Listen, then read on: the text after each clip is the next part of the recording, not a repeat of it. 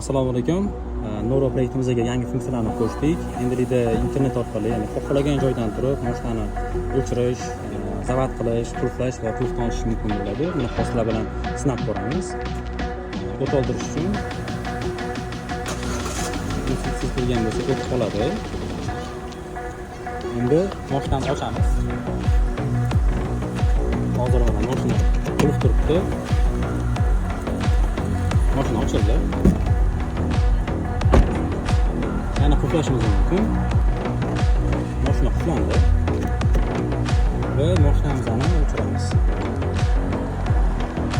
Bu asosan sizlar uzoqda bo'lsangiz, kimgadir mashinani ochib berish kerak bo'lsa, o'shanda yordam beradi yoki qish kunlarida, issiq kunlarda mashinani uydan turib, ya'ni xohlagan joydan turib zavat qilishingiz mumkin bo'ladi va konditsioner yoki boshqa joylarni ham ishlatishingiz bo'ladi.